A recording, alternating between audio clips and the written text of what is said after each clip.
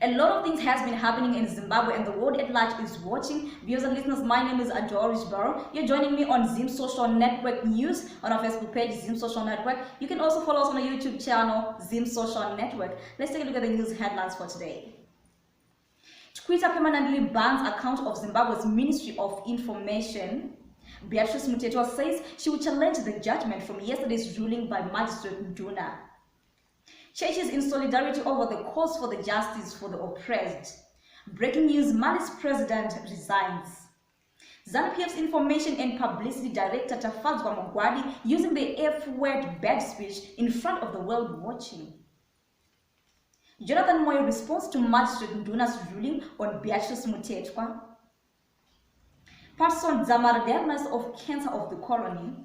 Prominent Zimbabwe cleric Nehemiah Mutendi hit out at fellow men of cloth in Catholic bishops. And lastly, to round off our news, the government failed to address the bishops' later issue. Now let's take a look at the news in detail. A microblogging site Twitter on Monday permanently blocked the account of Zimbabwe's Ministry of Information, Publicity and Broadcasting Services over alleged multiple violations of the company's hateful conduct policy. Without specifying the actions which warranted the blocking, Twitter noted that the account was permanently banned after the ministry ignored previously received repeated warnings for similar violations, specifically rules prohibiting participating in or inciting targeted abuse of individuals. In the following story, in the video clip that is to play shortly, Beatrice Mutetwa says that she will challenge the judgment from yesterday to stop her from representing Hopewell as his lawyer. In addition, she said there is a policy to stop and ban all human rights lawyers. More to follow in the following video clip. No, you were there. Well, why do you think the state is removing you from representing Hopewell? I think all of you heard beginning of the year that we will deal with the lawyers, we will deal with the doctors. They started dealing with the lawyers. For me, doing what they are doing will obviously have a chilling effect on other lawyers, particularly younger lawyers. The idea is to say to human rights defenders, you defend a certain type of client, we will be after you. It is not a coincidence that, there is an order that says I must be prosecuted. So clearly, when that order is coming from the court that will be hearing the case, there will be that chilling effect that young lawyers will be prosecuted for doing their work. And if you are young in your 30s, you cannot afford to be prosecuted. I'm over 60, so I can be prosecuted and I'm towards the end of my career. But the intention is to stop us defending a certain type of client. Now, what does that mean for justice in Zimbabwe? Obviously, we are going to challenge the decision because we don't agree with it in a whole lot of respect. But it means the right to legal... Moving on, the World Council of Churches, World Methodist Council, World Lutheran Federation are in solidarity with churches in Zimbabwe over their calls for justice for the oppressed.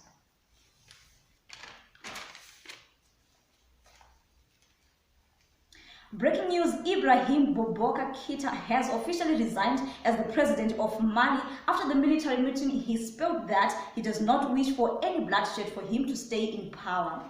Mali's president resigns after armed mutiny. Malian troops and citizens gather outside the private residence of Mali's president Ibrahim Boubacar Keita in Bamako. Mali's president announced his resignation late Tuesday, just hours after armed soldiers seized him from his home in a dramatic power grab following months of protests demanding his ouster. The news of President Ibrahim Boubacar Keita's departure was met with jubilation by anti-government demonstrators and alarm by former colonial ruler France and other allies and foreign nations. More to follow in the next video clip.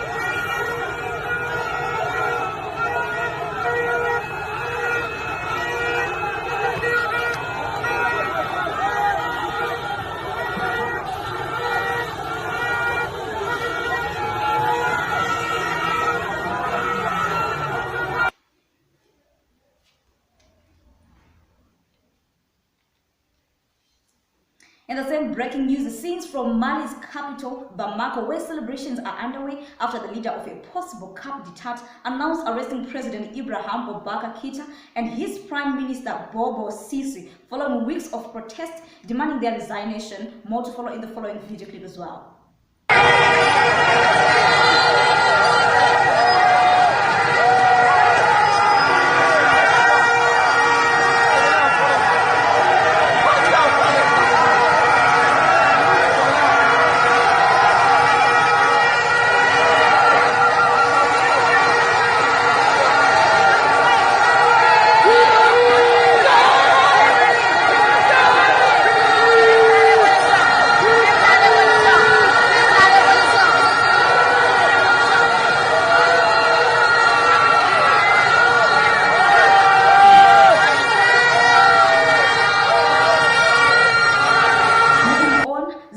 Information and Publicity Director Tafadzwa Mugwadi yesterday said an F word to an Al Jazeera TV host during a live discussion with Human Rights Watch's Dewa Mavinga and MDC Alliance spokesperson Advocate Mahere.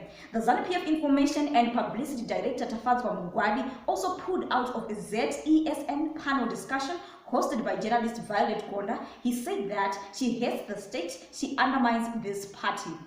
More to follow in the following short video clip. We appreciate you. It's not a funny matter, but you are hearing the government spokesman laughing there in the background. So Gilbert says the hospitals are in shocking state. Doctors and nurses run away to other countries to earn a living. I'm looking for some.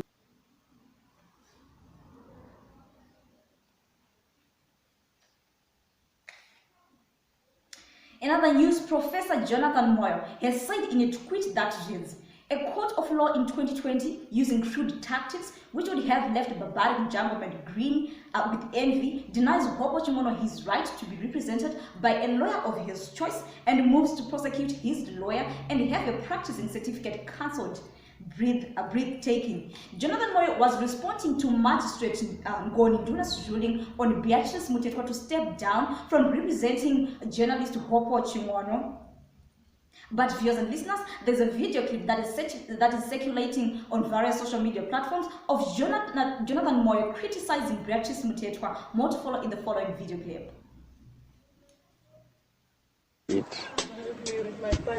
Where others failed, she has come forward.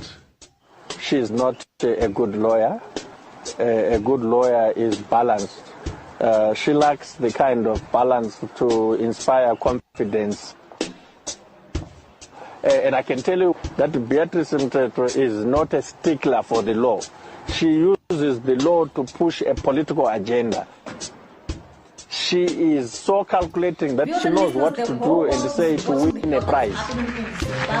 That was a story featured on a front page in Southern African page, a newspaper.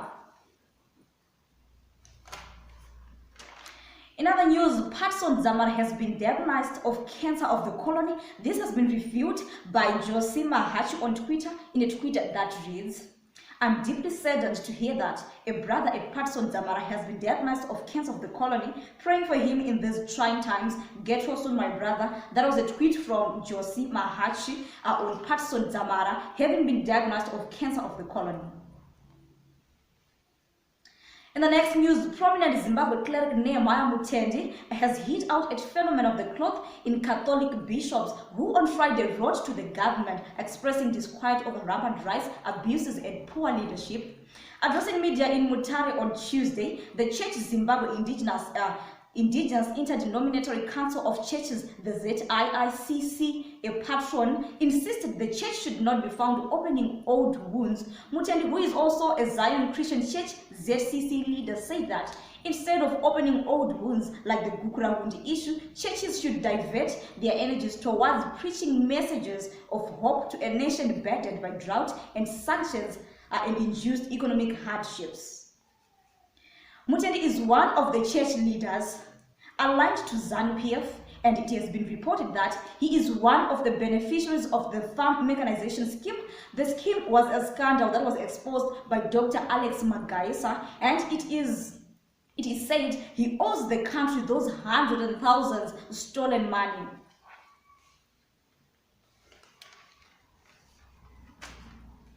In the next story, the Zimbabwe government failed to address the bishop's letter. The Zimbabwe government, which had promised on Monday through Permanent Secretary of Information Publicity and Broadcasting Services Nick Mangwana, that President Emerson Mnangagwa would address the bishop's letter on Tuesday, became elusiveness, a clear sign that they chickened out and they want the case to die, whereas they wronged the Matabeleland people and the bishops. In our last story, Kama Billiard, born 19 August 1990 in Harare, is a Zimbabwean professional footballer who currently plays as a midfielder for Kaizer Chiefs in South Africa. He also plays for the Zimbabwe national team. Viewers and listeners, allow me and the Zim social network team to wish him a happy birthday. Today is his birthday. Former Kaizer Chiefs midfielder Jabulani Mendu has challenged the club's star Kama Billiard to pull up his socks and give the club value for the money they spent on him. Eskel is not impressed with what the former Mamelodi Sundowns man has contributed for Amakos this season, especially on in Wednesday 1-1 draw with Bidvest Wits, where the Zimbabwean looked flat. Ladies and gentlemen, viewers and listeners, this is all that we have for the news today. My name is Adorish Bar, and thank you so much for joining me on Zim Social Network News. You can follow us on our YouTube channel, Zim Social Network. Up until next